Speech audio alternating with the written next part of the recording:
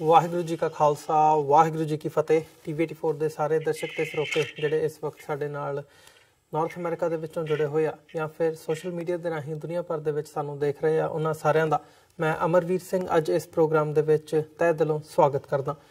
Viewers, ਜਿਹੜਾ ਕਿ ਪੁਲਵਾਮਾ ਦੇ ਵਿੱਚ ਜੰਮੂ ਕਸ਼ਮੀਰ ਦੇ ਵਿੱਚ ਅਟੈਕ ਹੋਇਆ ਸੀ, ਉਹਦੇ ਤੇ ਅਸੀਂ ਪਿਛਲੇ 3-4 ਦਿਨਾਂ ਤੋਂ ਗੱਲਬਾਤ ਕਰ ਰਹੇ ਹਾਂ।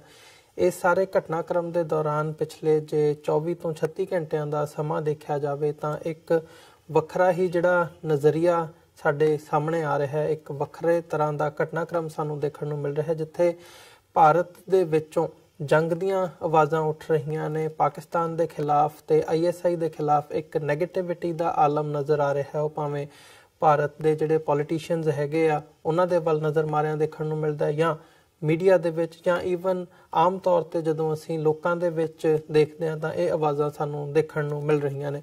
ਤੇ ਜਿਵੇਂ ਸਿੱਖ ਕੌਮ ਵੱਲੋਂ, ਭਾਵੇਂ ਉਹ ਪੰਜਾਬ ਦੇ ਵਿੱਚ ਹੋਵੇ, ਦਿੱਲੀ ਦੇ ਵਿੱਚ, ਹਰਿਆਣੇ ਦੇ ਵਿੱਚ, ਜਾਂ ਖਾਸ ਤੌਰ ਤੇ ਜੰਮੂ ਕਸ਼ਮੀਰ ਦੇ ਵਿੱਚ ਜਿਹੜੀ ਬੈਠੀ ਹੈ, ਉਹਨਾਂ ਦੇ ਵੱਲੋਂ ਜਿਵੇਂ ਕਸ਼ਮੀਰੀਆਂ ਦੀ ਤੇ ਆਮ ਤੌਰ ਤੇ ਮੁਸਲਮਾਨਾਂ ਦੀ ਇਸ ਸਾਰੀ ਘਟਨਾਕ੍ਰਮ ਦੇ ਦੌਰਾਨ ਮਦਦ ਕੀਤੀ ਗਈ ਹੈ, ਉਹ ਭਾਵੇਂ ਉਹਨਾਂ ਨੂੰ ਸ਼ੈਲਟਰ ਦੇਣ ਦੇ ਵਿੱਚ ਹੋਵੇ, ਲੰਗਰ ਲਾਉਣ ਦੇ ਵਿੱਚ ਹੋਵੇ, ਤੇ ਉਹਦਾ ਧੰਨਵਾਦ ਮੁਸਲਮਾਨਾਂ ਦੇ ਵੱਲੋਂ ਬੜੇ ਹੀ ਤਰੀਕੇ ਦੇ ਨਾਲ ਕੀਤਾ ਗਿਆ। ਅਸੀਂ ਦੇਖ ਰਹੇ ਹਾਂ ਜਿਵੇਂ ਹੁਣ ਲੇਟੈਸਟ ਜਿਹੜੀਆਂ ਖਬਰਾਂ ਆ ਰਹੀਆਂ ਨੇ ਉਹਨਾਂ ਦੇ ਮੁਤਾਬਕ ਇੱਥੋਂ ਤੱਕ ਜਿਹੜੇ ਕਸ਼ਮੀਰ ਦੇ ਆਗੂ ਹੈਗੇ ਆ, ਸਾਬਕਾ ਜਿਹੜੇ ਜੰਮੂ ਕਸ਼ਮੀਰ ਦੇ ਚੀਫ ਮਿਨਿਸਟਰ ਨੇ, ਮਹਿਬੂਬਾ ਮੁਫਤੀ ਹੋਣ ਜਾਂ ਉਮਰ ਅਬਦੁੱਲਾ ਹੋਣ, ਉਹਨਾਂ ਨੇ ਟਵੀਟ ਕਰਕੇ ਤਹਿ ਦਿਲੋਂ ਸਿੱਖਾਂ ਦਾ ਧੰਨਵਾਦ ਕੀਤਾ ਕਿ ਸਿੱਖ ਕੌਮ ਨੇ ਇਸ ਦੁੱਖ ਦੀ ਘੜੀ ਦੇ ਵਿੱਚ ਜਿੱਥੇ ਹੈਵਾਨੀਅਤ ਦਾ ਨਾਚ ਨੱਚਿਆ ਜਾ ਰਿਹਾ ਹੈ ਉਸ ਧਰਤੀ ਦੇ ਉੱਤੇ, ਉੱਥੇ ਉਹਨਾਂ ਨੇ ਕਸ਼ਮੀਰੀਆਂ ਦੇ ਹੱਕ ਦੇ ਵਿੱਚ ਹਾਂ ਦਾ ਨਾਅਰਾ ਮਾਰਿਆ ਤੇ ਉਹਨਾਂ ਦੀ ਬਾਂਹ ਫੜੀ ਹੈ। ਕਸ਼ਮੀਰੀਆਂ ਵੱਲੋਂ ਵੀ ਜਿੱਥੇ ਧੰਨਵਾਦ ਕੀਤਾ ਜਾ ਰਿਹਾ ਹੈ, ਉੱਥੇ ਹੀ ਸਿੱਖਾਂ ਨੂੰ ਵੱਖੋ ਵੱਖਰੇ ਤਰ੍ਹਾਂ ਦੇ ਉੱਥੇ ਜਿਹੜੇ ਸਿੱਖ ਕਸ਼ਮੀਰ ਵੈਲੀ ਦੇ ਵਿੱਚ ਹੈਗੇ ਆ ਉਹਨਾਂ ਨੂੰ ਡਿਸਕਾਊਂਟ ਦਿੱਤੇ ਜਾ ਰਹੇ ਆ, ਉਹਨਾਂ ਨੂੰ ਵੱਖੋ ਵੱਖਰੀਆਂ ਤਰ੍ਹਾਂ ਦੇ ਤਰੀਕਿਆਂ ਦੇ ਨਾਲ ਉਹਨਾਂ ਦਾ ਧੰਨਵਾਦ ਕੀਤਾ ਜਾ ਰਿਹਾ ਹੈ। ਸੋ ਇਹ ਜਿਹੜਾ ਵਰਤਾਰਾ ਹੈਗਾ, ਇਹ ਭਾਰਤ ਦੀ ਸਿਆਸਤ ਦਾ ਇੱਕ ਇਫੈਕਟ ਕਿਹਾ ਜਾ ਸਕਦਾ ਹੈ। ਜਿਵੇਂ ਉੱਥੇ ਪੋਲੀਟਿਕਸ, ਪੋਲਰਾਈਜੇਸ਼ਨ ਦੀ ਪੋਲੀਟਿਕਸ ਚੱਲ ਰਹੀ ਹੈ, ਉਸ ਦੇ ਦੌਰਾਨ ਇਹ ਘਟਨਾਕ੍ਰਮ ਕੀ ਦਰਸਾਉਂਦਾ ਹੈ ਸਮਾਜ ਦੇ ਬਾਰੇ, ਤੇ ਆਉਣ ਵਾਲੇ ਸਮੇਂ ਦੇ ਵਿੱਚ ਇਹਦੇ ਸਮਾਜਿਕ ਇੰਪੈਕਟ ਕੀ ਹੋਣਗੇ ਤੇ ਸਿਆਸਤ ਦੇ ਵਿੱਚ ਇਹ ਕਿਸ ਤਰ੍ਹਾਂ ਪ੍ਰਭਾਵਿਤ ਕਰ ਸਕਦਾ ਹੈ ਸਾਰੀ ਸਥਿਤੀ ਨੂੰ, ਇਹਦੇ ਤੇ ਅਸੀਂ ਅੱਜ ਗੱਲਬਾਤ ਕਰਾਂਗੇ।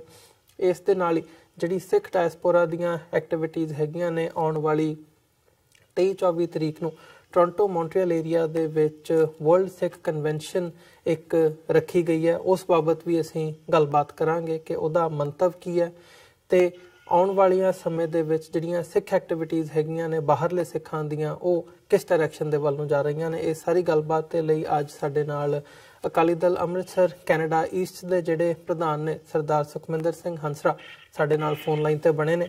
ਆਓ ਉਹਨਾਂ ਨਾਲ ਮਿਲ ਕੇ ਅੱਜ ਦੀ ਵਿਚਾਰ ਚਰਚਾ ਦੀ ਸ਼ੁਰੂਆਤ ਕਰਦੇ ਹਾਂ। ਹੰਸਰਾ ਸਾਹਿਬ, ਤੁਹਾਡਾ ਸਵਾਗਤ ਹੈ ਜੀ। ਵਾਹਿਗੁਰੂ ਜੀ ਕਾ ਖਾਲਸਾ ਵਾਹਿਗੁਰੂ ਜੀ ਕੀ ਫਤਿਹ। ਵਾਹਿਗੁਰੂ ਜੀ ਕਾ ਖਾਲਸਾ ਵਾਹਿਗੁਰੂ ਜੀ ਕੀ ਫਤਿਹ। ਹੰਸਰਾ ਸਾਹਿਬ, ਸ਼ੁਰੂਆਤ ਕਰੀਏ ਕਸ਼ਮੀਰ ਦੇ ਵਿੱਚੋਂ। ਜਿਹੜਾ ਇਹ ਕਸ਼ਮੀਰ ਦਾ ਇਸ਼ੂ ਹੈਗਾ, ਜਿਵੇਂ ਮੈਂ ਗੱਲ ਵੀ ਕੀਤੀ ਹੈ ਕਿ ਜਿੱਥੇ ਇੱਕ ਹੇਟਰਡ ਦੀ, ਨਫ਼ਰਤ ਦੀ ਸਿਆਸਤ ਖੇਡੀ ਜਾ ਰਹੀ ਹੈ, ਉੱਥੇ ਹੀ ਸਿੱਖ ਤੇ ਕਸ਼ਮੀਰੀ ਜਿਹੜੀ ਦੋ ਕੌਮਾਂ ਹੈਗੀਆਂ ਨੇ, ਇਹਨਾਂ ਦੇ ਵਿੱਚ ਬੜੀ ਹੀ ਆਪਸੀ ਨੇੜਤਾ ਨਜ਼ਰ ਆਈ ਹੈ। ਜਿਸ ਹਿਸਾਬ ਨਾਲ, ਜਿਸ ਜੈਸਚਰ ਦੇ ਨਾਲ ਸਿੱਖਾਂ ਨੇ ਮਦਦ ਕੀਤੀ ਕਸ਼ਮੀਰੀਆਂ ਦੀ, ਕਸ਼ਮੀਰੀਆਂ ਨੇ ਉਸੇ ਸਪਿਰਿਟ ਦੇ ਵਿੱਚ ਰਿਸਪੌਂਡ ਕੀਤਾ, ਉਸੇ ਪਿਆਰ ਦੇ ਨਾਲ, ਮੁਹੱਬਤ ਦੇ ਨਾਲ। ਸੋ ਇਹ ਜਿਹੜੀ ਆਪਸੀ ਸਾਂਝ ਦਾ ਇੱਕ ਸੁਨੇਹਾ ਇਹਦੇ ਵਿੱਚੋਂ ਨਿਕਲਦਾ ਹੈ, ਜਿਹਨੂੰ ਕਸ਼ਮੀਰੀ ਆਗੂਆਂ ਨੇ ਵੀ ਸਜਦਾ ਕੀਤਾ। ਇਹਨੂੰ ਅਸੀਂ ਬਾਹਰ ਬੈਠ ਕੇ ਜਦੋਂ ਦੇਖ ਰਹੇ ਹਾਂ ਸਾਰੇ ਘਟਨਾਕ੍ਰਮ ਨੂੰ, ਤੁਸੀਂ ਕਿਵੇਂ ਐਨਾਲਾਈਜ਼ ਕਰਦੇ ਹੋ ਇਸ ਪਾਰਟ ਨੂੰ? ਜਦੋਂ ਏਦਾਂ ਦੀਆਂ ਖਬਰਾਂ ਸਾਨੂੰ ਸੁਣਨ ਨੂੰ ਮਿਲੀਆਂ ਕਿ ਸਾਡੇ ਸਿੱਖ ਵੀਰ ਆ ਜਿਹੜੇ ਉਹ ਵੇਰੀਅਸ ਸਿਟੀਜ਼ ਦੇ ਵਿੱਚ ਇਹਨਾਂ ਬੜੇ ਦੁੱਖ ਦੇ ਸਮੇਂ ਦੇ ਵਿੱਚ, ਕਿਉਂਕਿ ਅਸੀਂ 1984 ਹੰਢਾਇਆ, ਸਾਨੂੰ ਪਤਾ ਹੈ ਕਿ ਇਹ ਜਿਹੜੀ ਮਾਬ ਮੈਂਟੈਲਿਟੀ ਹੈ ਇਹਨਾਂ ਦੀ ਇਹ ਕਿੰਨੀ ਖੂੰਖਾਰ ਹੋ ਸਕਦੀ ਹੈ। ਮੈਨੂੰ ਲੱਗਦਾ ਕਿ ਜੋ ਸਾਡਾ ਵਿਰਸਾ ਵੀ ਹੈ, ਗੁਰੂ ਨਾਨਕ ਸਾਹਿਬ ਨੇ ਸਾਨੂੰ ਦਿੱਤਾ ਹੈ ਹਿਊਮੈਨਿਟੀ ਦਾ, ਅਸੀਂ ਹਰ ਰੋਜ਼ ਅਰਦਾਸ ਦੇ ਵਿੱਚ ਹੀ ਮਨੁੱਖਤਾ ਦੇ ਭਲੇ ਦੀ ਅਰਦਾਸ ਕਰਦੇ ਹਾਂ। ਉਹਨੂੰ ਅਮਲੀ ਰੂਪ ਦੇ ਵਿੱਚ ਪੰਜਾਬ ਦੇ ਸਿੱਖਾਂ ਨੇ ਜਦੋਂ ਲੈ ਕੇ ਆਂਦਾ ਤਾਂ ਮੈਨੂੰ ਲੱਗਿਆ ਕਿ ਇਹ ਸਾਡੇ ਸਮੁੱਚੇ ਸਿੱਖ ਜਗਤ ਦੀ ਖਾਤਰ ਬੜੀ ਮਾਣ ਵਾਲੀ ਗੱਲ ਹੈ ਕਿ ਅਸੀਂ ਅੱਜ ਵੀ ਉਸ ਵੈਰੀ ਵੈਲਿਊ ਜਿਹੜੀ ਕਿ ਦੁਨੀਆ ਦੀ ਹੋਰ ਸ਼ਾਇਦ ਕਿਸੇ ਕੌਮ ਕੋਲ ਨਹੀਂ ਹੈ, ਉਹਦੇ ਉੱਤੇ ਅਸੀਂ ਪਹਿਰਾ ਦਿੰਦੇ ਹਾਂ।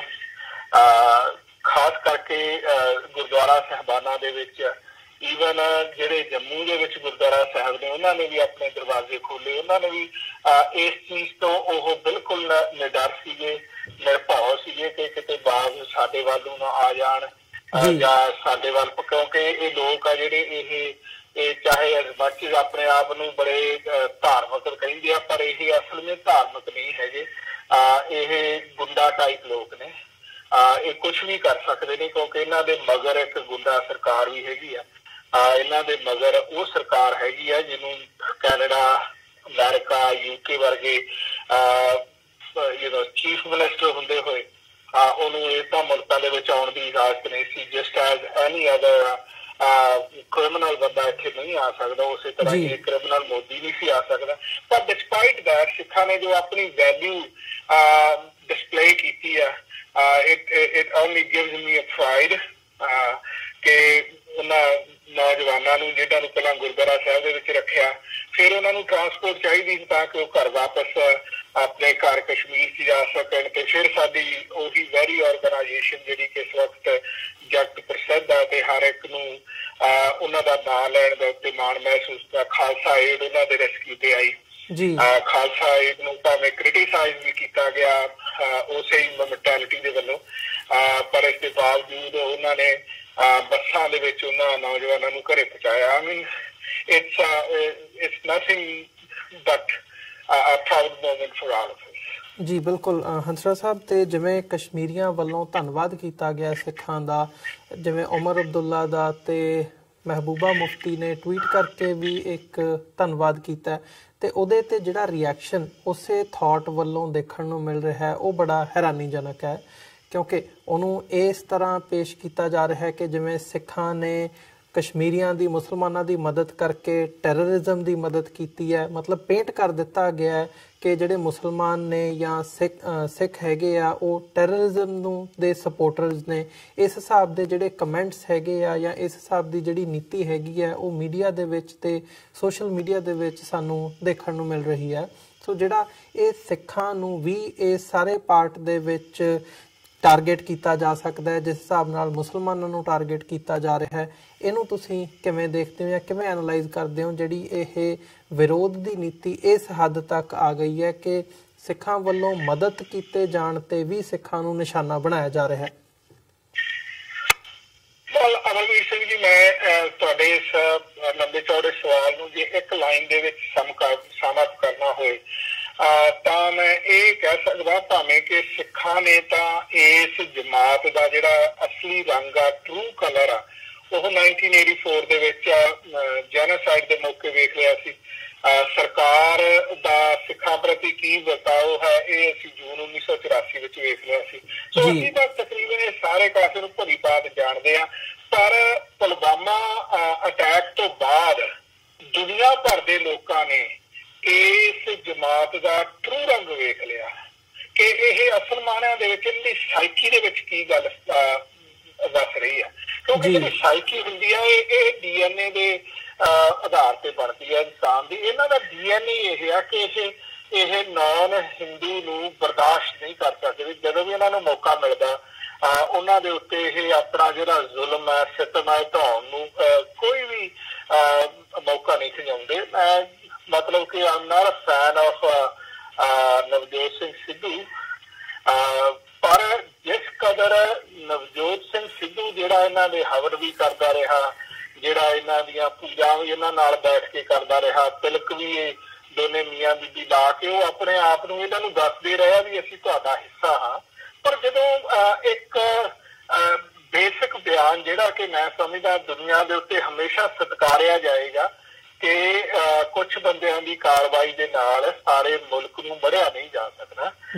ਏਦਾਂ ਦੀਆਂ ਬੜੀਆਂ ਘਿਨਾਉਣੀਆਂ ਹਰਕਤਾਂ ਭਾਰਤ ਦੇ ਵਿੱਚ ਵੀ ਇਹਨਾਂ ਦੇ ਦਾਰਾ ਸਿੰਘ ਵਰਗਿਆਂ ਨੇ ਕਿੰਨੇ ਬੱਚੇ ਮਾਰਦੇ ਸੀ ਕਿ ਸਾਰਾ ਭਾਰਤ ਨੂੰ ਅਸੀਂ ਕਹਿ ਦਈਏ ਕਿ ਉਹ ਇਸ ਤਰ੍ਹਾਂ ਦਾ ਖੂੰਖਾਰ ਹੈਗਾ, ਭਾਵੇਂ ਕਿ ਘੱਟ ਗਿਣਤੀਆਂ ਦੇ ਖਿਲਾਫ ਸਾਰਾ ਭਾਰਤ ਹੀ ਖੂੰਖਾਰ ਆ। ਪਰ ਉਸ ਬੰਦੇ ਨੂੰ ਵੀ ਇਹਨਾਂ ਨੇ ਬਖਸ਼ਿਆ ਨਹੀਂ ਹੈ।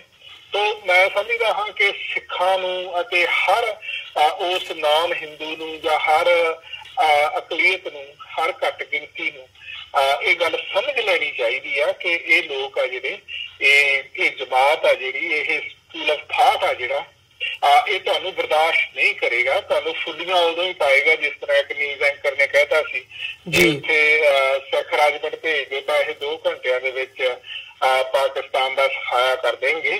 ਇਹ ਜਿਹੜੀਆਂ ਇਹੋ ਜਿਹੀਆਂ ਉਕਸਾਉਣ ਵਾਲੀਆਂ ਗੱਲਾਂ ਨੇ, ਮੈਨੂੰ ਲੱਗਦਾ ਹੈ ਕਿ ਸਿੱਖ ਹੋਣੇ ਤੋਂ ਹੁਣ ਉੱਪਰ ਉੱਠ ਖੜੇ ਨੇ। ਇਸ ਕਰਕੇ ਇਟਸ ਅਨਫੋਰਚੂਨੇਟ ਕਿ ਅਬਦੁੱਲਾ ਵਰਗਿਆਂ ਨੇ ਜੇ ਗ੍ਰੈਟੀਟਿਊਡ ਦਿਖਾਇਆ ਹੈ, ਕਿਉਂਕਿ ਸਿੱਖਾਂ ਨੇ ਵੀ ਆਪਣੀਆਂ ਜਾਨਾਂ ਲਿਟਰਲੀ ਲਾਈਨ ਦੇ ਉੱਤੇ ਲਾ ਕੇ ਇਹਨਾਂ ਕਸ਼ਮੀਰੀਆਂ ਦੀ ਹੈਲਪ ਕੀਤੀ ਆ। ਕਿਤੇ ਉਹ ਹਮਲੇ ਦਾ ਸ਼ਿਕਾਰ ਵੀ ਹੋ ਸਕਦੇ ਸਨ, ਕਿਤੇ ਉਹ ਇਸ ਸਿਤਮ ਦਾ ਸ਼ਿਕਾਰ ਵੀ ਹੋ ਸਕਦੇ ਸਨ। ਉਸ ਤੋਂ ਬਾਅਦ ਗੱਲ ਹੋਰ ਵੀ ਕਿਸੇ ਪਾਸੇ ਨੂੰ ਐਸਕੇਲੇਟ ਹੋ ਸਕਦੀ ਸੀ। ਪਰ ਇਸ ਦੇ ਬਾਵਜੂਦ ਜਦੋਂ ਅਸੀਂ ਆਪਣੇ ਉਸ ਜਿਹੜੀ ਮਨੁੱਖ ਜਾਤੀ ਨੂੰ ਬਰਾਬਰਤਾ ਸਮਝਣੀ, ਉਸ ਗੱਲ ਦੇ ਉੱਤੇ ਪਹਿਰਾ ਦਿੰਦੇ ਹਾਂ, ਤਾਂ ਮੈਨੂੰ ਲੱਗਦਾ ਕੋਈ ਵੀ ਸਿੱਖ ਫਿਰ ਉਹ ਦੂਸਰੀ ਗੱਲ ਨਹੀਂ ਸੋਚਦਾ ਕਿ ਮੈਨੂੰ ਕੋਈ ਜ਼ੋਖਮ ਨਾ ਆਏ। ਸੋ ਮੈਂ ਸਮਝਦਾ ਕਿ ਇਹ ਬਹੁਤ ਸਾਰੇ ਅਖਬਾਰਾਂ ਨੇ, ਪਾਕਿਸਤਾਨ ਦੇ ਅਖਬਾਰਾਂ ਨੇ ਵੀ ਸਿੱਖਾਂ ਪ੍ਰਤੀ ਗ੍ਰੈਟੀਟਿਊਡ ਵਿਖਾਇਆ ਹੈ, ਕਿਉਂਕਿ it will go down as a very good gesture on behalf of the Sikh community in the long run in the history. ਜੀ ਬਿਲਕੁਲ, ਤੇ ਉਮੀਦ ਵੀ ਕਰਦੇ ਹਾਂ ਕਿ ਆਉਣ ਵਾਲੇ ਸਮੇਂ ਦੇ ਵਿੱਚ ਵੀ ਇਸ ਪਲੇਟਫਾਰਮ ਤੋਂ ਵੀ ਅਸੀਂ ਉਮੀਦ ਕਰਦੇ ਹਾਂ ਕਿ ਜਿਹੜੀ ਇਹ ਆਪਸੀ ਸਾਂਝ ਦੀ ਗੱਲ ਹੈਗੀ ਹੈ ਇਹ ਅੱਗੇ ਤੁਰੇ, ਤੇ ਜਿਹੜੀ ਇਹ ਨਫ਼ਰਤ ਦੀ ਰਾਜਨੀਤੀ ਇਸ ਵਕਤ ਕੀਤੀ ਜਾ ਰਹੀ ਹੈ ਇਹਨੂੰ ਠੱਲ ਪੈ ਸਕੇ। ਸੋ ਹੰਸਰਾਜ ਸਾਹਿਬ ਵਾਪਸ ਜੀ ਆਪਾਂ ਹੁਣ ਜਦੋਂ ਵੀ ਵਰਲਡ ਸਿੱਖ ਕਨਵੈਨਸ਼ਨ ਦੀ ਗੱਲ ਕਰਾਂਗੇ, ਮੈਂ ਉਹਦੇ ਵਿੱਚ ਪਹਿਲਾਂ ਹੀ ਤੁਹਾਨੂੰ ਦੱਸ ਦਿਆਂ ਕਿ ਨਹੀਂ, ਮੈਂ ਗੱਲ ਉੱਧਰ ਹੀ ਆਉਣ ਲੱਗਿਆ ਸੀ, ਮੈਂ ਵਰਲਡ ਸਿੱਖ ਕਨਵੈਨਸ਼ਨ ਵੱਲ ਵੀ। ਹੁਣ ਅਸੀਂ ਗੱਲ ਜਿਹੜੀ ਹੈਗੀ ਹੈ ਇੱਥੇ ਲੈ ਕੇ ਆਈਏ। ਛੋਟੀ ਜਿਹੀ ਗੱਲ ਮੈਂ ਉਹਦੇ ਵਿੱਚ ਸ਼ਾਮਲ ਕਰਦੇ ਆ ਜੀ ਜ਼ਰੂਰ। ਤੇ ਜਿਹੜੀ ਤੁਸੀਂ ਗੱਲ ਕੀਤੀ ਆ, ਸਾਡੀ ਸਾਂਝ ਇਹ ਪੱਕਿਆ ਹੋਵੇ, ਹੋਰ ਵੀ ਮਜ਼ਬੂਤ ਹੋਵੇ। ਵਰਲਡ ਸਿੱਖ ਕਨਵੈਨਸ਼ਨ ਦੇ ਵਿੱਚ ਜਿਹੜੇ ਵਿਸ਼ੇ ਸਨ, ਇਸ ਪੁਲਵਾਮਾ ਅਟੈਕ ਤੋਂ ਬਾਅਦ ਅਸੀਂ ਇਹ 'ਚ ਚੌਥਾ ਵਿਸ਼ਾ ਦਰਜ ਕੀਤਾ ਹੈ ਕਿ ਸਾਡੀ ਕਨਵੈਨਸ਼ਨ ਉਦੋਂ ਤੱਕ ਸਫਲ ਨਹੀਂ ਹੋਏਗੀ, ਸੰਪੂਰਨ ਨਹੀਂ ਹੋਏਗੀ, ਜਦ ਤੱਕ ਅਸੀਂ ਜੋ ਕਸ਼ਮੀਰੀ ਲੋਕ ਜਿਸ ਸਿਤਮ ਨੂੰ ਹੰਢਾ ਰਹੇ ਨੇ ਉਹਦੇ ਵਿੱਚ ਪ੍ਰਸਤਾਵ ਸ਼ਾਮਲ ਨਹੀਂ ਕਰਦੇ। ਸੋ ਮੈਂ ਸਮਝਦਾ ਹਾਂ ਕਿ ਅਸੀਂ ਆਲਰੇਡੀ ਇਸ ਵਿਚਾਰਧਾਰਾ ਦੇ ਉੱਤੇ ਅਮਲ ਕਰ ਰਹੇ ਹਾਂ ਕਿ ਸਾਡੀ ਇਹ ਜਿਹੜੀ ਸਾਂਝ ਆ ਉਹ ਸਦੀਵੀ ਹੋਵੇ। ਭਾਵੇਂ ਕਿ ਅਸੀਂ ਕਿਸੇ ਕੌਮ ਦੇ ਨਾਲ ਵੀ ਸਾਂਝ ਅਗਰ ਕੋਈ ਪਾਉਣੀ ਚਾਹੁੰਦਾ, ਅਗਰ ਸਾਡੇ ਨਾਲ ਪਿਆਰ ਕਰਨਾ ਚਾਹੁੰਦਾ, ਅਸੀਂ ਤਾਂ ਹਮੇਸ਼ਾ ਹੀ ਕਲਾਵੇ ਵਿੱਚ ਲੈਣ ਵਾਲੇ ਹਾਂ, ਜ਼ੋਖਮ ਉਠਾ ਕੇ ਕਿਸੇ ਨੂੰ ਕਲਾਵੇ ਵਿੱਚ ਲੈਣ ਵਾਲੇ ਹਾਂ। ਸੋ ਇਸ ਕਰਕੇ ਇੱਕ ਗੱਲ ਜਿਹੜੀ ਮੈਂ ਬਿਫੋਰ ਆਪਾਂ ਸਬਜੈਕਟ ਤੋਂ ਅੱਗੇ ਚੱਲੀਏ ਜੀ, ਇੱਕ ਬਹੁਤ ਹੀ ਤਕੜਾ ਪੋਇਟ ਆ ਭਾਰਤ ਦਾ, ਇੰਦੀਵਾਰ। ਉਹਨੇ ਬਹੁਤ ਸਾਰੀਆਂ ਹਿੰਦੀ ਫਿਲਮਾਂ ਦੇ ਵਿੱਚ ਵੀ ਆਪਣੀ ਨਜ਼ਮਾਂ ਲਿਖੀਆਂ ਨੇ। ਉਹਨੂੰ ਮੈਂ ਸੋਸ਼ਲ ਮੀਡੀਆ ਤੇ ਸੁਣ ਰਿਹਾ ਸੀ, ਕਿਤੇ ਉਹਨੇ ਬੋਲਿਆ, ਮੈਨੂੰ ਉਹ ਗੱਲ ਜਾਣੀ ਇਸ ਤਰ੍ਹਾਂ ਸੀਨੇ ਦੇ ਵਿੱਚ ਧੱਸ ਗਈ ਜਿਸ ਤਰ੍ਹਾਂ ਕਿਤੇ ਤੁਸੀਂ ਪਤਲੇ ਕੱਪੜੇ ਪਾ ਕੇ ਠੰਡ ਵੀ ਚਲੇ ਜਾਓ ਬਾਹਰ ਤੇ ਕਰੜੀ ਠੰਡ ਹੋਵੇ ਤਾਂ ਉਹ ਤੁਹਾਡੇ ਸਿੱਧੇ ਹਿੱਕ ਜਾ ਕੇ ਵੱਜਦੀ ਹੈ। ਉਹਨੇ ਕਿਹਾ ਕਿ सरहदों में बड़ा तनाव है क्या जी, सरहदों में बड़ा तनाव है क्या, पता करो कहीं चुनाव है क्या। जी बिल्कुल, इस लाइन ਦੇ ਵਿੱਚ ਇਸ ਐਡੀ ਵੱਡੀ ਜਿਹੜੀ ਸਮੱਸਿਆ ਸਾਹਮਣੇ ਦੁਨੀਆ ਦੇ ਸਾਹਮਣੇ ਆਈ ਹੈ, ਉਹਨਾਂ ਨੇ ਬਿਆਨ ਕਰ ਦਿੱਤੀ।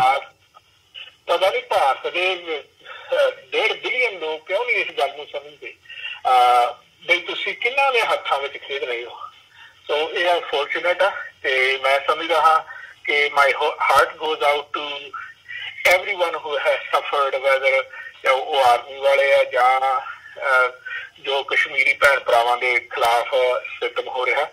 ਮਾਈ ਹਾਰਟ ਗੋਜ਼ ਆਊਟ। ਕੋਈ ਵੀ ਬੰਦਾ ਜਿਹੜਾ ਵਾਇਲੈਂਸ ਆ ਉਹਨੂੰ ਇੰਜੋਏ ਨਹੀਂ ਕਰ ਸਕਦਾ, you can only condemn it. ਪਰ ਨਾਲ ਨਾਲ ਸਾਨੂੰ ਉਹ ਵੀ ਯਾਦ ਹੈ ਜਦੋਂ ਕਸ਼ਮੀਰੀ ਬੱਚਿਆਂ ਦੇ ਅੱਖਾਂ ਦੇ ਵਿੱਚ ਪੈਲਟ ਗੰਨਾਂ ਦੇ ਨਾਲ ਇਹਨਾਂ ਨੇ ਦਾਣੇ ਮਾਰੇ ਸਨ ਤੇ ਉਹਨਾਂ ਨੂੰ ਅੰਨ੍ਹਿਆ ਕੀਤਾ ਸੀ। ਉਹ ਜਿਹੜੀਆਂ ਪਿਕਚਰਸ ਨੇ ਉਹ ਵੀ ਇਕੁਅਲੀ ਹਰਟਫੁਲ ਨੇ। ਇਹ ਜਿਹੜੀਆਂ ਔਰਤਾਂ ਦਾ ਬਲਾਤਕਾਰ ਕੀਤਾ ਇਹਨਾਂ ਨੇ ਆਰਮੀ ਵਾਲਿਆਂ ਨੇ, ਉਹ ਵੀ ਇਕੁਅਲੀ ਹਰਟਫੁਲ ਨੇ। ਕੋਈ ਵੀ ਚੀਜ਼ ਆ ਜਿਹੜੀ ਉਹ ਸਾਡੇ ਜ਼ਿਹਨ ਦੇ ਵਿੱਚੋਂ ਵੈਸੇ ਹੀ ਨਹੀਂ ਜਾਂਦੀ, ਜਿਹੜੀ ਮਾੜੀ ਚੀਜ਼ ਹੁੰਦੀ। ਅੱਜ ਕੱਲ੍ਹ ਸੋਸ਼ਲ ਮੀਡੀਆ ਤਾਂ ਤੁਹਾਨੂੰ ਵੈਸੇ ਹੀ ਨਹੀਂ ਭੁੱਲਣ ਦਿੰਦਾ। ਸੋ ਮੈਂ ਸਮਝਦਾ ਹਾਂ ਕਿ ਇਸ ਸਾਰੇ ਦਾ ਹੱਲ ਆ ਜਿਹੜਾ ਉਹ ਉਹੀ ਆ ਜੋ 21 ਅਪ੍ਰੈਲ 1948 ਨੂੰ ਯੂਨਾਈਟਿਡ ਨੇਸ਼ਨ ਨੇ ਭਾਰਤ ਨੂੰ ਆਪਣਾ ਰੈਜ਼ੋਲੂਸ਼ਨ ਨੰਬਰ 47 ਲਿਖ ਕੇ ਤੇ ਪਾਸ ਕਰਕੇ ਇਹਨਾਂ ਨੂੰ ਕਿਹਾ ਸੀ ਕਿ ਤੁਸੀਂ ਕਸ਼ਮੀਰ ਦਾ ਕਨਸੈਪਟ ਆ ਜਿਹੜਾ ਇਹਨੂੰ ਪਲੈਬਸਾਈਟ ਕਰਵਾ ਕੇ ਸਮਾਪਤ ਕਰ ਸਕਦੇ ਹੋ। ਹੁਣ ਕਿਸੇ ਵੀ ਡੈਮੋਕ੍ਰੇਸੀ ਦਾ ਸਭ ਤੋਂ ਅਨਿੱਖੜਵਾਂ ਅੰਗ ਹੈ ਪਲੈਬਸਾਈਟ, ਰਾਏਸ਼ੁਮਾਰੀ, ਕਿ ਜਿਸ ਵੀ ਗੱਲ ਦੇ ਉੱਤੇ ਕਨਸਟੀਟਿਊਸ਼ਨ ਦੇ ਵਿੱਚ ਕੋਈ ਸੁਵਿਧਾ ਨਹੀਂ ਹੈਗੀ ਤਾਂ ਉਹ ਤੁਸੀਂ ਆਪਣੇ ਸਿਟੀਜ਼ਨਸ ਤੋਂ ਜਾ ਕੇ ਉਹਨਾਂ ਦੀ ਰਾਏ ਲੈ ਕੇ ਉਹਨੂੰ ਤੁਸੀਂ ਹੱਲ ਕਰ ਸਕਦੇ ਹੋ। ਇਹਨਾਂ ਮੁਲਕਾਂ ਦੇ ਵਿੱਚ, ਜਿੱਥੇ ਮੈਂ ਕੈਨੇਡਾ 'ਚ ਰਹਿਣਾ, ਸਾਡੇ ਤਾਂ ਇਲੈਕਟਰਲ ਸਿਸਟਮ ontario ਦੇ ਵਿੱਚ ਚੇਂਜ ਹੋਣ ਦੀ ਗੱਲ ਹੋਈ ਸੀ ਤੇ ontario ਦੀ ਗਵਰਨਮੈਂਟ ਇਹਦੇ ਤੇ ਪਲੈਬਸਾਈਟ ਕਰਵਾਇਆ ਸੀ ਕਿ ਅਸੀਂ ਇਲੈਕਟਰਲ ਸਿਸਟਮ ਚੇਂਜ ਕਰੀਏ ਜਾਂ ਨਾ ਕਰੀਏ। ਆਈ ਮੀਨ, ਜਾਂ ਤਾਂ ਤੁਸੀਂ ਡੈਮੋਕ੍ਰੇਸੀ ਨਹੀਂ ਹੈਗੇ ਤੇ ਜਾਂ ਫਿਰ ਤੁਸੀਂ ਡੈਮੋਕ੍ਰੇਸੀ ਦੇ ਉੱਤੇ ਜਿਹੜੀਆਂ ਉਹਦੀਆਂ ਮਾਰਮਤੀਆਂ ਉਹਦੀਆਂ ਸੁਵਿਧਾਵਾਂ ਨੇ ਉਹ ਤਾਂ ਤੁਸੀਂ ਬਹੁਤ ਡਰਦੇ ਹੋ। ਕੁਛ ਬੰਦੇ ਕਹਿ ਦਿੰਦੇ ਆ ਇਹਦੀ ਸਾਡੇ ਭਾਰਤ ਦੇ ਸੰਵਿਧਾਨ ਦੇ ਵਿੱਚ ਪਲੈਬਸਾਈਟ ਵਰਗੀ ਕੋਈ ਸੁਵਿਧਾ ਨਹੀਂ ਹੈ, ਕੋਈ ਧਾਰਾ ਨਹੀਂ ਹੈ। ਸੋ ਇਹਦਾ ਮਤਲਬ ਹੈ ਤੁਹਾਡਾ ਕਨਸਟੀਟਿਊਸ਼ਨ ਆ ਜਿਹੜਾ it's not up to the bar, it's not complete. ਕਿਉਂਕਿ ਜਿਸ ਕਨਸਟੀਟਿਊਸ਼ਨ ਦੇ ਵਿੱਚ ਇਹ ਗੱਲ ਕਰ ਜਿਵੇਂ ਵੀ ਭਾਈ ਜੇ ਕੋਈ ਮਸਲਾ ਹੱਲ ਕਰਨਾ ਤਾਂ ਲੋਕਾਂ ਨੂੰ ਪੁੱਛ ਲਓ, ਫਿਰ ਡੈਮੋਕ੍ਰੇਸੀ ਕਾਹਦੇ ਹੋਈ? ਇਟਸ ਲੰਗੜੀ ਡੈਮੋਕ੍ਰੇਸੀ ਜਿਹੜੀ ਕਿ ਆਫਟਰ ਆਲ ਆਪਾਂ ਦੇਖਦੇ ਹੀ ਹਾਂ ਕਿ ਕਿਸ ਤਰ੍ਹਾਂ ਘੱਟ ਗਿਣਤੀ ਕੌਮਾਂ ਨੂੰ ਇਸ ਸੰਵਿਧਾਨ ਦੇ ਥੱਲੇ ਹੀ ਕੁੱਟ ਕੇ ਮਾਰਿਆ ਜਾਂਦਾ। ਸੋ ਅਨਫੋਰਚੂਨੇਟ ਆ ਇਹ, ਜਦੋਂ ਵੀ ਇੱਦਾਂ ਦਾ ਕੋਈ ਐਕਸੀਡੈਂਟ ਹੁੰਦਾ ਇਹ ਸਾਰੀਆਂ ਕੁਛ ਸਾਡੇ ਫੇਰ ਜ਼ੇਨ ਦੇ ਵਿੱਚ ਆ ਜਾਂਦਾ। ਪਰ when the life goes on ਕਿ ਮੈਨੂੰ ਪੂਰਨ ਪਤਾ ਹੈ ਕਿ ਇਹਦਾ ਜਿਹੜਾ ਪੋਲੀਟੀਕਲ ਫਾਲ ਆਊਟ ਆ ਉਹ ਕਿਸੇ ਨੂੰ ਵੀ ਹੋਵੇ, ਪਰ ਇਹਦਾ ਪੋਲੀਟੀਕਲ ਬੈਨੀਫਿਟ ਆ ਜਿਹੜਾ ਉਹ ਬੀਜੇਪੀ ਨੂੰ ਹੋਏਗਾ। ਸੜਕਾਂ ਦੇ ਉੱਤੇ ਨਿਕਲੇ ਹੋਏ ਲੋਕ ਜਿਹੜੇ ਨਾਅਰੇ ਮਾਰਦੇ ਨੇ ਕਿ ਮੋਦੀ ਨੂੰ ਫੇਰ ਲਿਆਓ, ਪਾਕਿਸਤਾਨ ਨੂੰ ਸਬਕ ਸਿਖਾਓ, ਇਹ ਉਹਨਾਂ 41 ਤੇ 4 ਬਾਅਦ ਦੇ ਵਿੱਚ ਜਦੋਂ ਮੁੱਠਭੇੜ 'ਚ ਮਰਿਆ 45 ਮਰੇ ਹੋਏ ਫੌਜੀ ਜਵਾਨਾਂ ਦੀਆਂ ਲਾਸ਼ਾਂ ਦੇ ਉੱਤੇ ਸਿਆਸਤ ਨਹੀਂ ਤਾਂ ਫਿਰ ਹੋਰ ਕੀ ਹੈ? ਅਨਫੋਰਚੂਨੇਟ ਕਿ ਇਹੋ ਜਿਹੇ ਨਾਅਰੇ ਭਾਰਤ ਦੀਆਂ ਸੜਕਾਂ ਦੇ ਉੱਤੇ ਲਾਏ ਜਾ ਰਹੇ ਨੇ ਕਿ ਮੋਦੀ ਨੂੰ ਫੇਰ ਲਿਆਓ ਤੇ ਪਾਕਿਸਤਾਨ ਨੂੰ ਸਬਕ ਸਿਖਾਓ। ਪਾਕਿਸਤਾਨ ਨਾਲ ਬੜੀਆਂ ਜੰਗਾਂ ਕੀਤੀਆਂ ਇਹਨਾਂ ਨੇ, ਇੱਕ ਵਾਰੀ ਬੰਗਲਾਦੇਸ਼ ਬਣਾ ਲਿਆ, ਉਸ ਤੋਂ ਬਾਅਦ ਤਾਂ ਫਿਰ ਸਬਕ ਨਹੀਂ ਸਿਖਾ ਸਕੇ, ਬੜੀ ਵਾਰ ਸਿੱਖ ਕੇ ਆਏ ਆ। ਕਾਰਗਿਲ ਦੇ ਵਿੱਚ ਤਾਂ ਇਹ ਆਪਣੇ ਮਰੇ ਹੋਏ ਫੌਜੀਆਂ ਦੇ ਤਬੂਤਾਂ ਦੇ ਵਿੱਚੋਂ ਰਿਸ਼ਵਤਾਂ ਖਾਂਦੇ ਫੜੇ ਗਏ ਆ। ਇਹਦੀ ਮਤਲਬ ਨਾਕਾਮ ਅਤੇ ਏਡੀ ਨਲਾਇਕ ਅਤੇ ਇਹੋ ਜਿਹੀ ਬੇਈਮਾਨ ਇਹ ਪ੍ਰਸ਼ਾਸਨ ਦੇ ਲੋਕ ਨੇ। ਇਹ ਚੀਜ਼ਾਂ ਜਿਹੜੀਆਂ ਹਨ ਇਹ ਦੁਨੀਆ ਦੇ ਸਾਹਮਣੇ ਨੰਗੀਆਂ ਹੋ ਰਹੀਆਂ ਨੇ। ਜੀ ਹੰਸਰਾਜ ਸਾਹਿਬ, ਮੈਂ ਜ਼ਰੂਰ ਚਾਹੂੰਗਾ ਕਿ ਜਿਹੜੀ ਕਨਵੈਨਸ਼ਨ 23-24 ਤਰੀਕ ਨੂੰ ਤੁਸੀਂ ਕਰਵਾਉਣ ਜਾ ਰਹੇ ਹੋ ਉਹਦੀਆਂ ਜਿਹੜੀਆਂ ਡਿਟੇਲਸ ਹੈਗੀਆਂ ਨੇ ਉਹ ਜ਼ਰੂਰ ਸਾਡੇ ਦਰਸ਼ਕਾਂ ਦੇ ਨਾਲ ਸਾਂਝੀਆਂ ਕਰ ਦਿਓ ਤੇ ਉੱਥੇ ਕੀ ਐਕਸਪੈਕਟੇਸ਼ਨ ਕੀ ਹੈਗੀ ਹੈ, ਗੱਲਬਾਤ ਕਿਸ ਮਾਹੌਲ ਦੇ ਵਿੱਚ ਹੋਵੇਗੀ ਜਾਂ ਕਿਹੜੇ ਇਸ਼ੂਜ਼ ਨੇ ਜਿਨ੍ਹਾਂ ਦੇ ਉੱਤੇ ਗੱਲਬਾਤ ਹੋਵੇਗੀ, ਕਿਹੜੇ ਸਪੀਕਰਸ ਹੈਗੇ ਨੇ, ਡਿਟੇਲਸ ਮੈਂ ਜ਼ਰੂਰ ਚਾਹੂੰਗਾ। ਹਾਂਜੀ, ਪਹਿਲਾਂ ਤਾਂ ਜੀ 4 ਸਾਲ ਬਾਅਦ ਅਸੀਂ ਵਰਲਡ ਸਿੱਖ ਕਨਵੈਨਸ਼ਨ ਕਰਵਾ ਰਹੇ ਹਾਂ। ਪਹਿਲਾਂ ਵੀ ਇਹ ਟੋਰਾਂਟੋ ਦੇ ਵਿੱਚ ਕਰਵਾਈ ਗਈ ਸੀ ਜਦੋਂ ਜਥੇਦਾਰ ਭਾਈ ਜਗਤਾਰ ਸਿੰਘ ਹਵਾਰਾ ਦੇ ਮਾਤਾ ਜੀ ਨੂੰ ਵਿਸ਼ੇਸ਼ ਤੌਰ ਤੇ ਬੁਲਾਇਆ ਗਿਆ ਸੀ ਜੀ। ਤੇ of course TV 84 the anchor ਵੀ ਸਾਡੀ ਉਦੋਂ ਮਾਸਟਰ ਆਫ ਸੈਰੇਮਨੀ ਸੀਗੀ। ਹੁਣ ਅਸੀਂ ਇਹ ਸਮਝਦੇ ਹਾਂ ਕਿ ਸਾਡਾ ਜੋ 35 ਸਾਲ ਦਾ ਦੁਖਾਂਤ ਹੈ ਸਿੱਖਾਂ ਦਾ 1978 ਤੋਂ ਲੈ ਕੇ ਲਾ ਲਓ ਜਾਂ 1984 ਤੋਂ ਲੈ ਕੇ ਲਾ ਲਓ, ਇਹਨੂੰ ਅਸੀਂ ਹੁਣ ਅਕੈਡਮਿਕ ਲੈਵਲ ਤੇ ਲਿਜਾਣਾ ਚਾਹੁੰਦੇ ਹਾਂ। ਅਸੀਂ ਜਿਹੜਾ ਇਹਦਾ ਪਹਿਲਾ ਫੇਜ਼ ਸੀਗਾ, ਚਾਹੇ ਉਹ ਕਿਸੇ ਢੰਗ ਦਾ ਵੀ ਸੀ, ਚਾਹੇ ਅਸੀਂ ਵੀ ਅਜੇ ਸਿੱਖ ਰਹੇ ਸੀ ਐਜੂਕੇਸ਼ਨ ਕਰਨੀਆਂ, ਉਹ ਓਵਰ ਹੋ ਗਿਆ। ਉਸ ਤੋਂ ਬਾਅਦ ਹੁਣ ਜਿਹੜੀ ਇਸ ਲੈਵਲ ਤੱਕ ਪ੍ਰਵੇਲ ਹੋਣੀ ਚਾਹੀਦੀ ਹੈ ਕਿ ਅਸੀਂ ਤੱਥਾਂ ਦੇ ਆਧਾਰ ਤੇ ਬੜੀ ਅਕੈਡਮਿਕ ਲੈਵਲ ਦੀ ਡਿਸਕਸ਼ਨ ਹੈ ਜਿਹੜੀ ਉਹਨੂੰ ਅਨਲੀਸ਼ ਕਰੀਏ। ਇਸ ਕਰਕੇ ਫਿਰ ਅਸੀਂ ਬਰਮਿੰਘਮ ਯੂਨੀਵਰਸਿਟੀ ਦੇ ਫੈਲੋ ਡਾਕਟਰ ਇਕਤਦਾਰ ਚੀਮਾ ਹੋਰਾਂ ਨੂੰ ਬੁਲਾਇਆ ਹੈ ਜੀ। ਉਹਨਾਂ ਨੂੰ ਬੁਲਾਉਣ ਦੇ 2 ਕਾਰਨ ਨੇ। ਇੱਕ ਤਾਂ ਇਹ ਕਿ ਉਹ ਸਿੱਖ ਮੁੱਦਿਆਂ ਦੇ ਉੱਤੇ ਤੇ ਸਿੱਖ ਇਤਿਹਾਸ ਦੇ ਉੱਤੇ ਕਾਫੀ ਪਕੜ ਰੱਖਦੇ ਨੇ ਜੀ ਦੂਸਰਾ ਮੁੱਦਾ ਇਹ ਆ ਕਿ ਯੂਨਾਈਟਿਡ ਨੇਸ਼ਨ ਦੇ ਵਿੱਚ ਬਹੁਤ ਸਾਰੀਆਂ ਕਮੇਟੀਆਂ ਦੇ ਵਿੱਚ ਵੀ ਬੈਠਦੇ ਨੇ ਤੇ ਨਾਲ ਨਾਲ ਉਹ ਯੂਨਾਈਟਿਡ ਨੇਸ਼ਨ ਦੇ ਵਿੱਚ ਘੱਟ ਗਿਣਤੀਆਂ ਦੇ ਹੱਕਾਂ ਦੇ ਬਾਰੇ ਬੜੇ ਭਾਸ਼ਣ ਦੇ ਚੁੱਕੇ ਆ। ਜੀ ਤੀਸਰੀ ਗੱਲ ਕਿ ਯੂਨਾਈਟਿਡ ਨੇਸ਼ਨ ਦੀ ਜੋ ਧਾਰਮਿਕ ਰਿਲੀਜੀਅਸ ਉਹਦੀ ਸਟੇਟਮੈਂਟ ਸੀਗੀ, ਉਹਦੇ ਵਿੱਚ ਇਹਨਾਂ ਨੇ ਗੁਰਬਾਣੀ ਦੇ ਵਿੱਚੋਂ 3 ਤੁਕਾਂ ਨੂੰ ਐਜ਼ ਏ ਕੋਟੇਸ਼ਨ ਦਰਜ ਕਰਵਾਇਆ ਸੀਗਾ। ਜੀ ਜਦੋਂ TV84 ਦਾ ਪਿਛਲੇ ਸਾਲ ਉੱਥੇ ਫੰਡ ਰੇਜ਼ ਡਿਨਰ ਸੀ, ਉੱਥੇ ਵੀ ਉਹਨਾਂ ਨੇ ਉਹਦਾ ਪੋਸਟਰ ਤਕਸੀਮ ਕੀਤਾ ਸੀਗਾ, ਜਿਹਦੇ ਵਿੱਚ 3 ਤੁਕਾਂ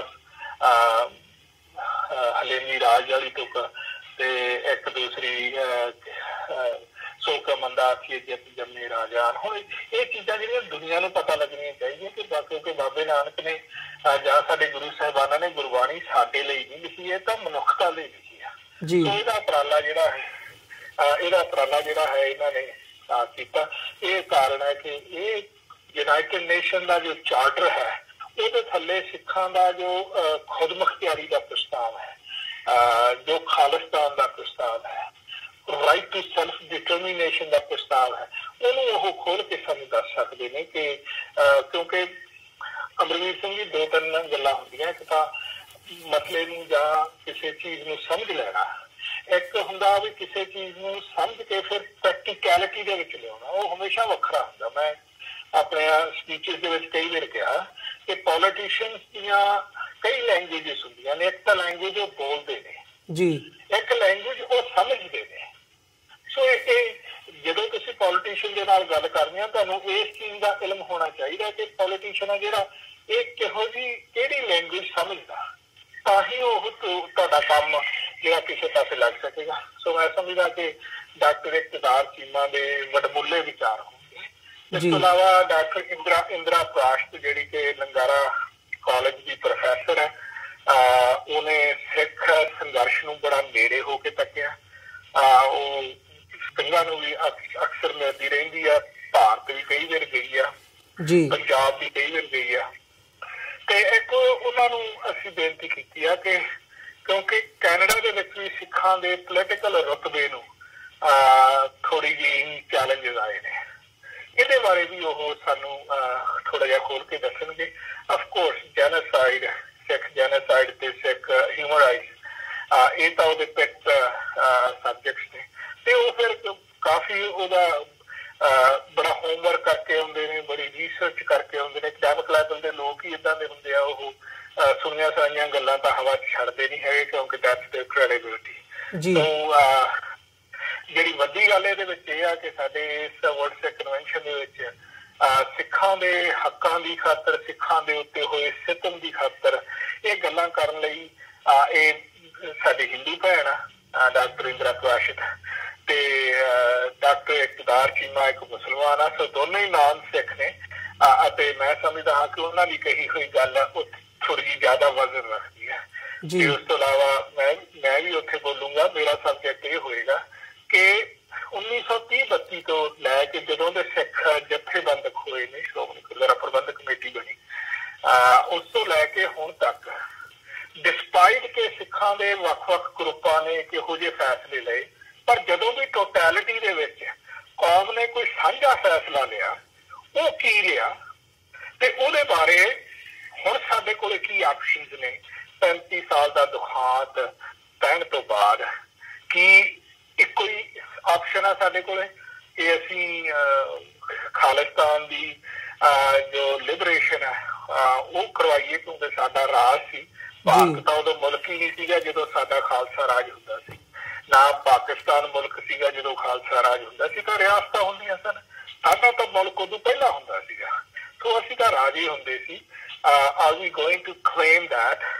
ਇਹ 2-3 ਗੱਲਾਂ ਜਿਹੜੀਆਂ ਹਨ ਇਹ ਸਾਡੇ ਇੱਥੇ ਸਬਜੈਕਟ ਹੋਣਗੇ। ਤੇ ਇੱਕ ਸਬਜੈਕਟ ਹੋਏਗਾ ਕਸ਼ਮੀਰ ਕੌਨਫਲਿਕਟ ਅਤੇ ਪੁਲਵਾਮਾ ਅਟੈਕ ਤੇ ਉਹਦਾ ਫਾਲ ਆਊਟ। ਇਹ ਸਾਰੇ ਜਿਹੜੇ ਸਬਜੈਕਟਸ ਨੇ ਇਹ ਡਿਸਕਸ ਕੀਤੇ ਜਾਣਗੇ। ਇਸ ਤੋਂ ਇਲਾਵਾ ਕੁਝ ਹੋਰ ਚੀਜ਼ਾਂ ਅਸੀਂ ਇਹਦੇ ਵਿੱਚ ਸ਼ਾਮਲ ਕਰਨ ਦੀ ਕੋਸ਼ਿਸ਼ ਕਰ ਰਹੇ ਹਾਂ, ਜਿਹਨੂੰ ਅਜੇ ਅਸੀਂ ਅਨਾਊਂਸ ਵੀ ਨਹੀਂ ਕਰ ਸਕਦੇ ਕਿਉਂਕਿ ਅਜੇ ਫਾਈਨਲਾਈਜ਼ ਨਹੀਂ ਹੋਈਆਂ। ਤੇ ਪਰ ਇੱਕ ਗੱਲ ਜ਼ਰੂਰ ਹੈ ਕਿ ਖਾਲਿਸਤਾਨ ਦਾ ਫਲੈਗ ਆ ਜਿਹੜਾ ਉਹ ਹੋਸਟ ਕਰਕੇ ਇਸ ਕਨਵੈਨਸ਼ਨ ਦੀ ਸ਼ੁਰੂਆਤ ਕੀਤੀ ਗਈ ਹੈ। ਜੀ ਹੰਸਰਾਜ ਸਾਹਿਬ, ਤੁਹਾਡਾ ਬਹੁਤ-ਬਹੁਤ ਧੰਨਵਾਦ। ਤੁਸੀਂ ਆਪਣਾ ਸਮਾਂ ਕੱਢ ਕੇ ਸਾਨੂੰ ਸਾਡੇ ਨਾਲ ਇਸ ਸਾਰੇ ਇਸ਼ੂ ਦੇ ਉੱਤੇ ਤੇ ਇਹ ਜਿਹੜੀ ਕਨਵੈਨਸ਼ਨ ਹੋਣ ਜਾ ਰਹੀ ਹੈ ਇਹਦੇ ਤੇ ਲੋਕੇਸ਼ਨਸ ਦੱਸਣੀਆਂ ਭੁੱਲ ਗਿਆ। 30 ਸੈਕਿੰਡ ਦੇ ਵਿੱਚ ਮੈਂ ਦੱਸ ਦੇਵਾਂ। ਜੀ ਜ਼ਰੂਰ ਹੰਸਰਾਜ ਸਾਹਿਬ।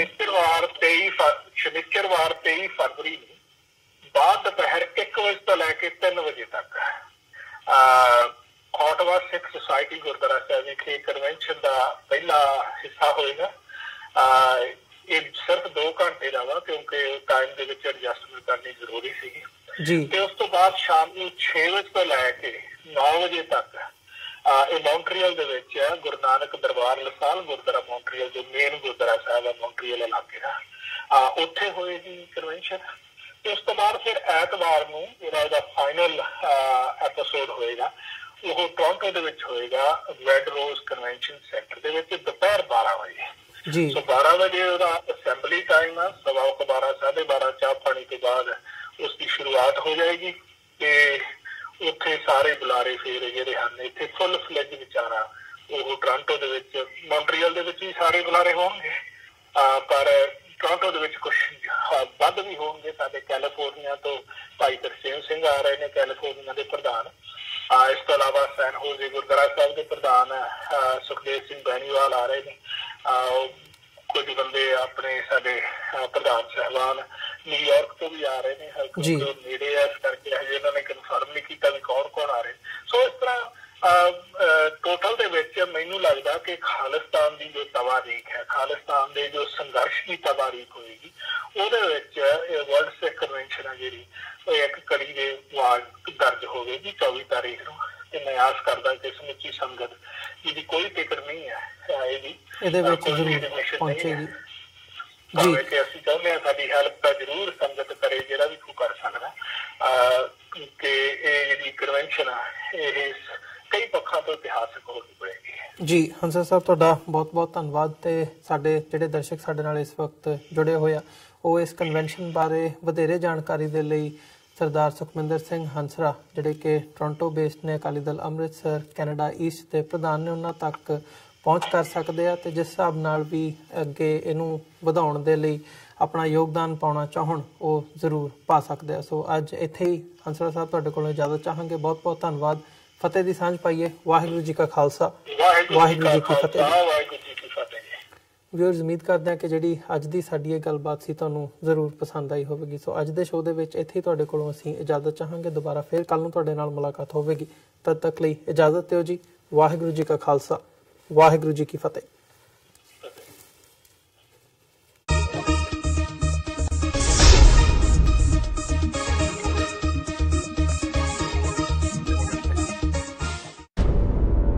ਪਿਛਲੇ 35 ਸਾਲ ਤੋਂ ਭਾਰਤ ਅੰਦਰ ਹੋ ਰਹੀ ਸਿੱਖਾਂ ਦੀ ਨਸਲਕੁਸ਼ੀ ਅਤੇ ਮਨੁੱਖੀ ਅਧਿਕਾਰਾਂ ਦੇ ਸਟੇਟ ਵੱਲੋਂ ਕੀਤੇ ਜਾ ਰਹੇ ਘਾਣ ਦੀ ਕਹਾਣੀ ਪਾਉਣ ਲਈ ਅਕਾਲੀ ਦਲ ਅੰਮ੍ਰਿਤਸਰ ਕੈਨੇਡਾ ਈਸਟ ਵੱਲੋਂ ਕਰਵਾਈ ਜਾ ਰਹੀ ਵੱਖ ਪਹਿਲੂਆਂ ਨੂੰ ਛੋਹਣਗੇ। ਇਸ ਤੋਂ ਇਲਾਵਾ ਉੱਤਰੀ ਅਮਰੀਕਾ ਦੇ ਵੱਖ-ਵੱਖ ਸ਼ਹਿਰਾਂ ਤੋਂ ਸਿੱਖ ਕਿਰਿਆਵਾਦੀ ਪਹੁੰਚ ਰਹੇ